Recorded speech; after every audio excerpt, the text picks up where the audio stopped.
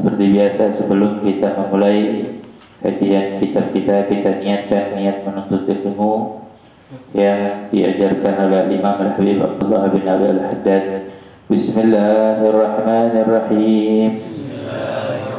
Nawaitu at-ta'alluma wat-ta'lima wat-tadhakkura wat-tadhkira wan-naf'a wal-intifa'a wal-ifadata wal-istifada wal-hatha ala tamassuki bi kitabillah wa sunnati rasulillah wa du'ati ilal khair wa dalalati alal huda ibtigha'a wajhillahi wa mardatihi wa qurbihi wa thawabihi wa jannatihi minhu subhanahu wa ta'ala.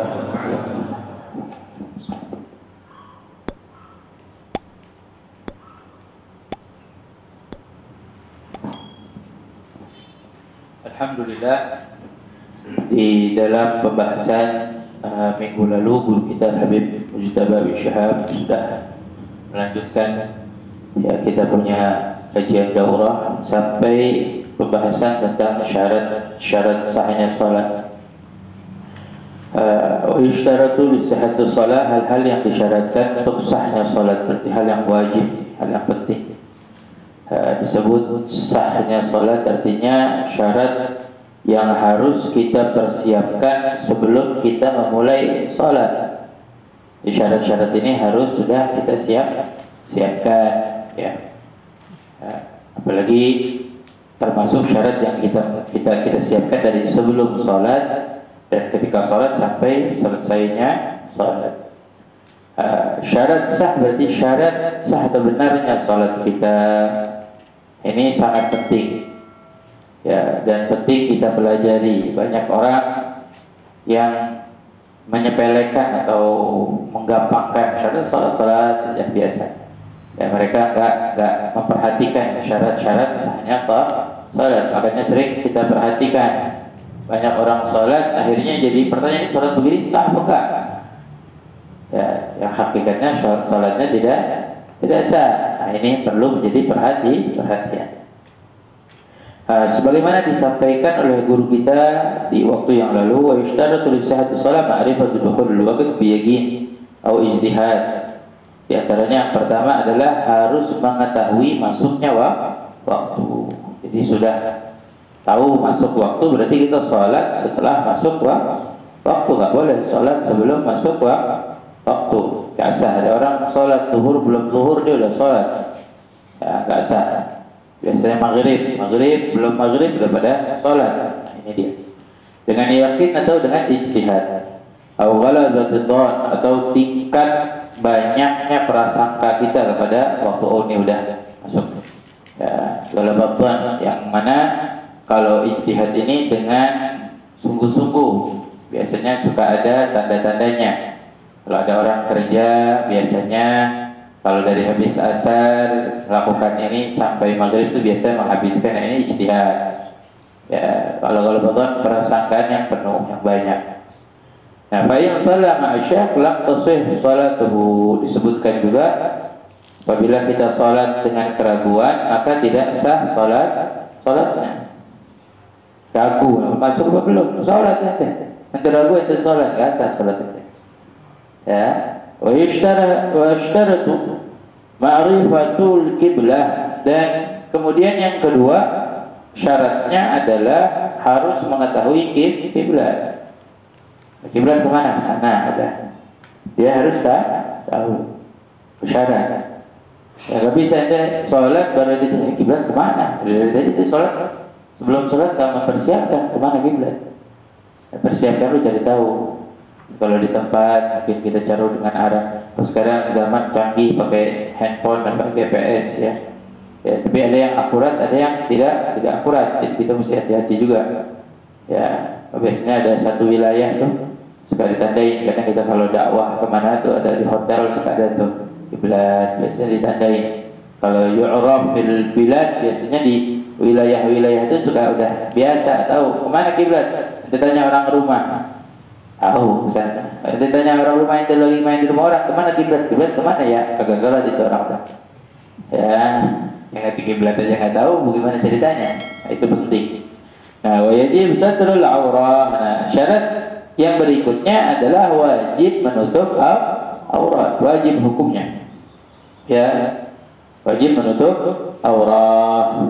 Al-aurah lugatan an-nagus. Aurat itu secara bahasa adalah an-nagus, kekurangan. Ya, kekurangan. Tapi secara syariat ya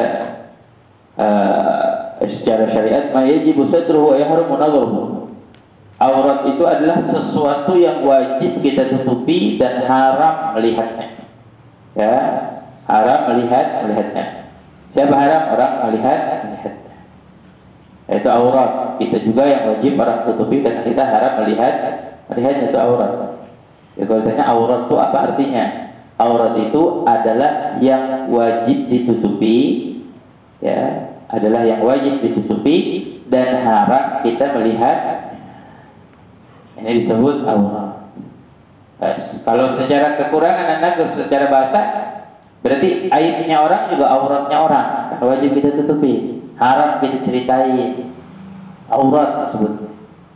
Itu buka-buka aurat aneh, maksudnya itu buka aib. Ada secara bahasa bisa dipakai, tapi secara syariat tentang permasalahan yang sedang kita bahas, aurat itu artinya sesuatu yang wajib kita tutupi dan haram kita melihatnya. Nah, di sini disebutkan ya bisa dengan penutup, ya. Isyarat dari satir ini apa yang disyaratkan? Ya, isyarat kaunuhu yamna idrakul lawn al-bashara. Yang menutupi kita punya aurat itu harus sesuatu yang menghalangi, ya, orang bisa melihatnya. Idrak lawn al-bashara, warna kulit kita. Jadi nggak sah kalau ente pakai kayak sekarang ada jas hujan tuh, jas hujan atau apa, ya kan dia terlihat tuh kulitnya. Ada orang nggak pakai baju, dia pakai jas hujan doang. Nah, ini haram, nggak boleh. Itu tidak dikatakan penutup aurat. Ya, tidak dikatakan satir. Kalau satir itu harus adalah sesuatu yang bisa menghalangi pandangan mata melihatnya, itu disebut satir. Jadi nggak sah kalau kita pakai baju tapi bajunya transparan, transparan kelihatan, nggak boleh. Karena kan banyak jaket jas hujan ya, jas hujan kan warnanya biar karena warnanya kuning kulit kelihatan. Kalau ente nggak pakai, ente pakai tangan pendek, ente pakai jas hujan tangan itu kelihatan. Ya, boleh jas hujan yang tebal tuh, yang buat olahraga atau apa. Ada jas biasanya majelis Rasulullah punya jas hujan dulu, itu nggak kelihatan. Ya, karena dia warnanya juga menutupi. Jadi harus yang bisa menutupi terlihatnya warna kulit kita. Kaunuhu malbusan, dan harus sesuatu yang dipakai. Ya, kaunuhu malbusan. Ya, apalagi kaunuhu fi hufra atau khimah. Gak cukup kalau kita menutup aurat dengan sesuatu yang gak kita pakai. Contoh, ada orang gali kubur dalam terus dia sholat di kuburan telanjang. Itanya gak ada yang melihat saya, kan ketutupan sama kuburan. Boleh ya. Atau khemah, itu bikin khemah di rumah ente. Itu bikin khemah di rumah ente, kan ini dipakai nih lah, bukan dipakai, itu khemah cuma dibuat. Emang nutupin ente sholat di dalam sendiri nggak kelihatan, ente nggak pakai pakaian. Jangan terbuka auratnya semua, tapi itu tidak sah. Karena syaratnya satir harus sesuatu yang dipakai, baju, celana. Nah, ini syaratnya satir, sarung, gamis atau apa, itu syaratnya satir. Ya, ini dua syaratnya penting. Ya.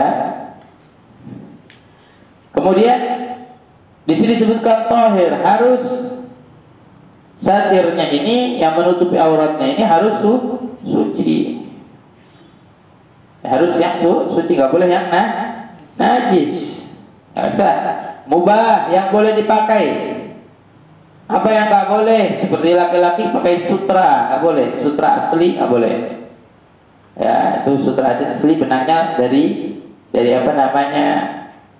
ulet ya, dari ulet sutra asli. Ulet tuh dia, mohon maaf, buang airnya, buang air besarnya tuh benang, hasilnya jadi benang.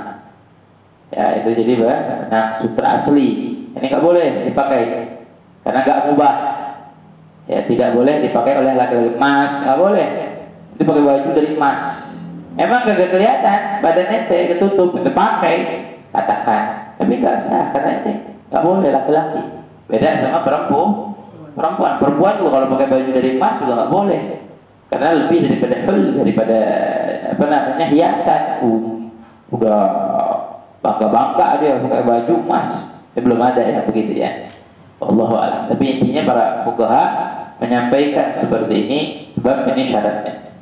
Ya ini penting. Jadi harus zahir mubah. Penutupnya harus satir zahir mubah. Ya lupa. Ya harus yang suci, yang bersih, nggak boleh yang najis.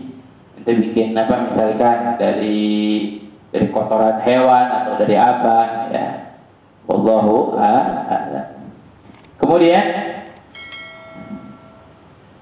hal yang perlu kita perhatikan wal aurah. Adapun aurat, saya pernah jelasin dulu di daurah Risalatul Jami'ah tentang aurat. Ini kita ngulangi. Ya, memang di sini dijelaskan, jadi kita ngulangin supaya tambah pemahaman kita lagi, mengingat pelajaran kita waktu itu.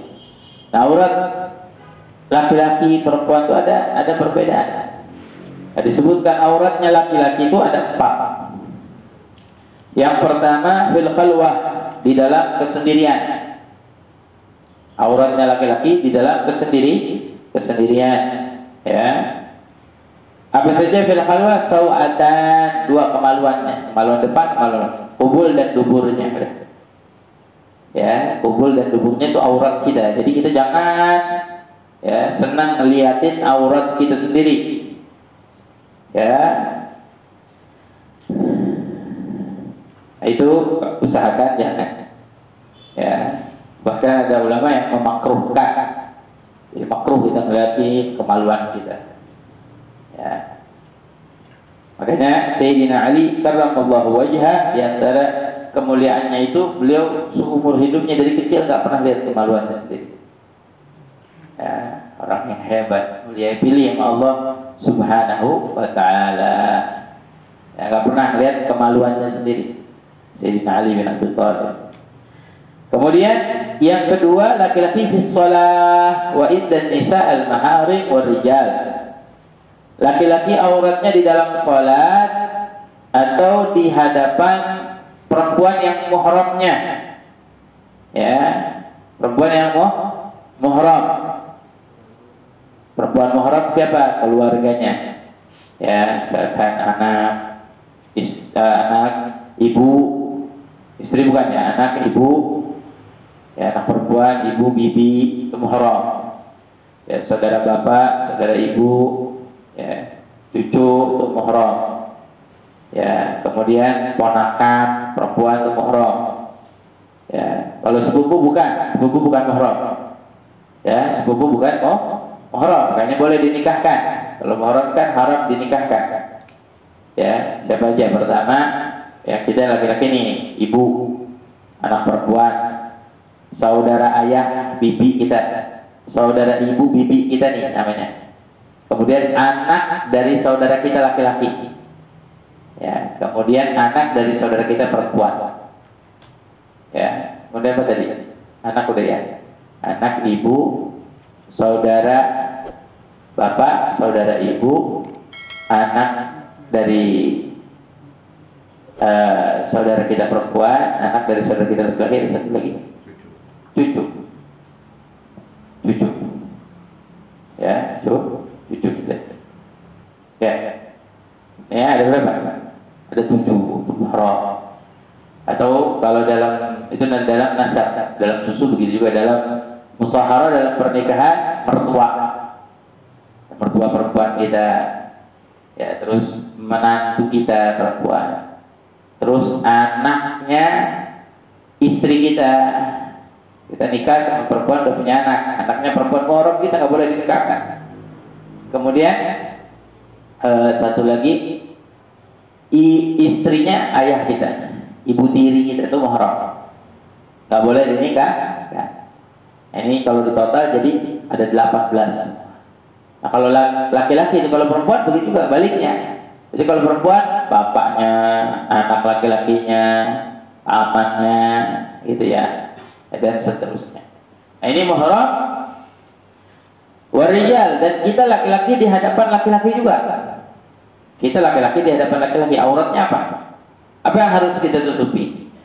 Ma baina surrati wa rukbah, di antara surah pusar sampai rukbah, sampai dengkul kita, lutut kita.